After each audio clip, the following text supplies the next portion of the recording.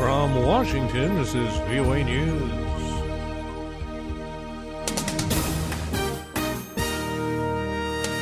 President Obama to unveil his unilateral immigration plan. France deploying more fighter jets against Islamic State militants. I'm Ray Kugel reporting from Washington.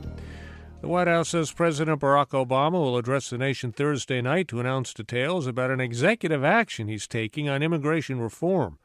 Reports say the plan will eliminate the threat of deportation for 5 million undocumented immigrants, strengthen border security, and broaden assistance to undocumented residents who were brought to the United States as children. Turkey's President Recep Tayyip Erdogan says his country will not open its bases to the U.S.-led coalition fighting the Islamic State group until his demands are met. Dorian Jones reports. President Erdogan, addressing reporters before leaving for Algeria Wednesday, ruled out the use of key air bases by anti-Islamic State forces unless Turkey's demands are met in the war against the militants.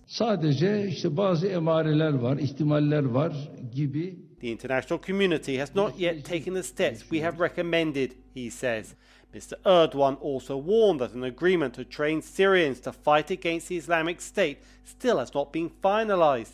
The diplomatic pressure on Ankara will continue, with US Vice President Joe Biden due to visit Istanbul at the end of the week. Dorian Jones, Istanbul. France is sending 6 fighter jets to the Middle East to increase its airstrikes against Islamic State targets in Iraq. The 6 Mirage jets will be based in Jordan to reinforce French aircraft already in the region. French officials also say they've now identified a second Frenchman in an Islamic State video showing the severed head of an American aid worker and the beheadings of at least 18 Syrian soldiers. This is VOA News. Russia's foreign minister is calling on Ukraine's government to hold direct talks with separatists to end their 7-month conflict. In a speech Wednesday before the State Duma, the lower house of Russia's parliament, Foreign Minister Sergei Lavrov called for the establishment of stable contacts between Kiev and pro-Russian rebels in eastern Ukraine, with a goal of reaching mutually acceptable agreements. However, in Kiev, Ukraine's Prime Minister Arseniy Yatsenyuk said his government would not hold negotiations with what he called Russian terrorists. Russian President Vladimir Putin says that his country wants a relationship with the United States based on respect, a day after accusing the U.S. of seeking to subdue Russia. Speaking at a Kremlin ceremony during which a group of new ambassadors to Russia presented their credentials, Mr. Putin said Russia is ready for practical cooperation with the United States based on respect for each other's interests, equal rights, and non-interference in internal affairs.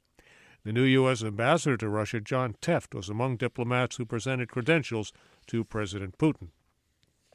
The World Bank official says the Ebola epidemic will not be as costly to the West African economy as previously feared, thanks to effective containment efforts. Francisco Ferreira, the bank's chief economist for Africa, says he expects the cost of the epidemic to be between $3 and $4 billion. Last month, the World Bank said the economic impact could be as high as $32 billion if the virus spread significantly outside the borders of Guinea, Liberia, and Sierra Leone. The UN warns that conflict and insecurity in Africa's Sahel region are worsening the humanitarian crisis there. Lisa Schlein has details. The humanitarian problems afflicting the 9 countries in the Sahel are enormous. The United Nations reports 25 million people in the region do not have enough to eat. It says 6.4 million children are acutely malnourished, and half of the 1.2 million children under age 5 who die each year are dying from malnutrition-related causes. Most worrisome of all, it says, is the fear that West Africa's Ebola epidemic might take hold in the region.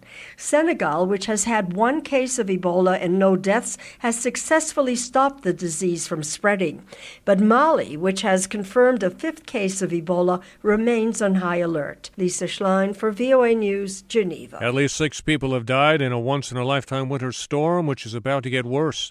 The northeastern U.S. city of Buffalo, New York, is buried under more than 1.5 meters of snow and can expect as much as another meter by nightfall Thursday. Winter is officially still another month away. I'm Ray Kugel in Washington. That's the latest world news from VOA.